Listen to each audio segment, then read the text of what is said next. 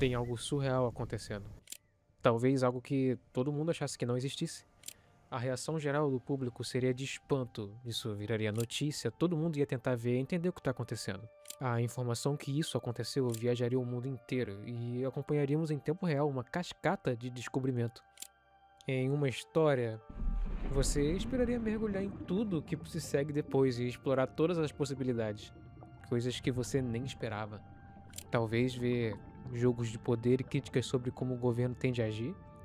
Você espera muita coisa, até porque você sabe o que não pode acontecer. Você tem formado na sua cabeça um tipo de roteiro com diversas direções que isso pode seguir. Mas e se acontecesse o completo oposto? E se algo extraordinário acontecesse, mas se diluísse tanto na imensidão que nós somos, que se torna algo normal depois de um tempo? E acaba. Como se nada tivesse acontecido. O mistério é a única coisa que é deixado para trás, enquanto você acompanha quase que de forma intrigada a visão de alguém que representa como você ficou o tempo todo. E assim ficamos, com o gigante afogado.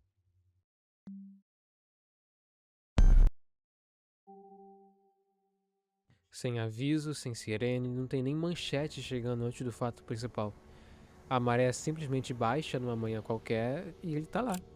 Só isso. Um corpo imenso deitado na areia como se sempre estivesse ali. E a gente é que nunca tivesse prestado atenção. A primeira perspectiva vem de um autor profundamente incrédulo, que tratava o gigante como mera ilusão, até que a notícia se materializou bem diante dele. O que eu achei tão fascinante foi parte de sua grande escala, é claro, mas acima de tudo foi o simples fato categórico de sua existência. De qualquer outra coisa na vida que possa estar aberta à dúvida, esse gigante existiu em um senso absoluto. E aqui já é onde a história decide trair a sua própria premissa, porque é exatamente isso que eu esperava te contar lá no começo. Um evento assim deveria ser o estopim de tudo. Todo mundo tentando puxar um pedaço do significado para si. E por um instante é exatamente isso que acontece. Só que um instante é curto. Curto demais.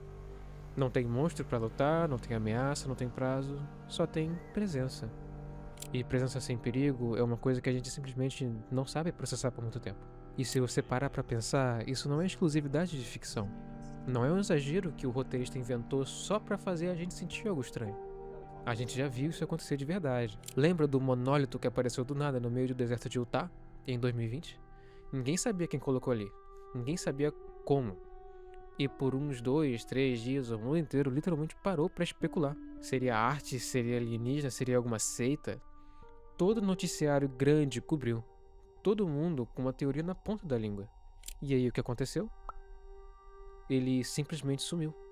Tirado por um grupo de pessoas comuns numa madrugada e em menos de 2 semanas ninguém mais falava sobre isso. O mistério nunca foi resolvido de verdade, ele só parou de importar. É basicamente o capítulo 1 do Gigante Afogado acontecendo na vida real. Só que em escala de internet. O espanto tem prazo de validade e o prazo é sempre mais curto do que a gente gostaria de admitir. E é isso que dá o peso real para a frase do autor que testemunha o gigante pela primeira vez. Porque repara, ele não fala da escala, nem do medo, ele fala da existência. Como se isso fosse a única coisa inegável no meio de um mundo cheio de dúvida. É quase uma declaração desesperada, tipo, guarda esse momento porque ele não vai durar. E o pior é que ele nem sabe ainda o quanto essa intuição vai se confirmar. Porque a gente, leitor, já sabe onde isso vai dar. A gente já sabe que aquele instante do espanto é o auge de tudo. E depois dali, só existe descida. E do primeiro estágio se mostrou o segundo. Vemos a curiosidade individual de cada um. Aqui a cena muda por completo, até porque nós somos presenteados com a própria individualidade. As pessoas brincam, experimentam, olham de perto e tentam entender. É fascinante.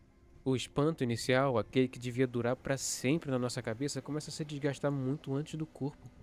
E aí entra a parte que ninguém costuma comentar quando fala desse episódio. O gigante não desaparece, não é levado, ele se esvai. À distância, parecia que ele estava apenas dormindo, e que poderia a qualquer momento juntar os calcanhares e esmagar as minúsculas réplicas dele mesmo. Isso é um dos únicos momentos que nos lembra de que o que nos foi mostrado era completamente mágico. É a visão de alguém que realmente entendeu que isso existe, enquanto todo mundo à volta vai se acostumando com a visão. E o mais cruel dessa passagem é justamente esse contraste, porque enquanto o narrador ainda está ali pensando que a qualquer momento aquilo pode acordar, o resto do mundo já trata o corpo como um cenário. Ninguém mais olha para cima esperando que aconteça alguma coisa, porque no fundo todo mundo já decidiu. Decidiu que nada mais vai acontecer ali. Mas com o passar do tempo, o encanto mágico lançado pelo gigante começou a desaparecer, como qualquer outra coisa extraordinária que existe no nosso entorno, mas acabou infelizmente se tornando rotina. A primeira vez que alguém posta algo genial, todo mundo para olhar. Na 10ª vez que alguém faz algo parecido, já é só mais um post aleatório. A escala muda, mas o destino é sempre o mesmo, na erosão.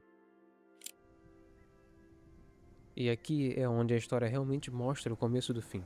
Porque não é só o espanto das pessoas que vai embora, o próprio corpo começa a contar essa história. E é interessante como o episódio escolhe descrever isso quase como um relato frio e técnico, quase clínico. Como se a decomposição também merecesse ser documentada, com o mesmo cuidado que a chegada do gigante foi. A imersão prolongada na água do mar e a tumefação dos tecidos deram ao rosto dele uma aparência menos juvenil. As feições dele agora tinham a aparência de uma maturidade bem nutrida, indicando a decomposição crescente por vir. O começo da sua rendição ao sistema exigente do tempo. E o cenário muda junto com o corpo. As gaivotas que antes só sobrevoavam agora fazem ninho ali. O cheiro começa a se espalhar, as pessoas que faziam questão de subir e tirar foto começam a manter distância. E é curioso como isso também é parte do ciclo.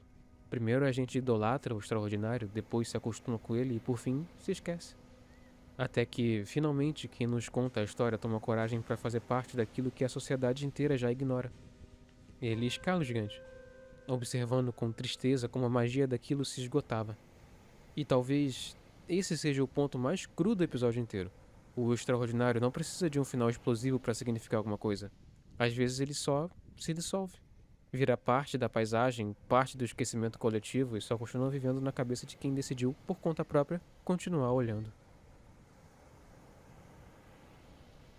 A base presente aqui é justamente a do gigante afogado, mas dá pra gente imaginar tanta coisa por cima. Às vezes o tipo de narrativa que a gente espera acontecer seja o ponto em que o autor tenha tentado desviar.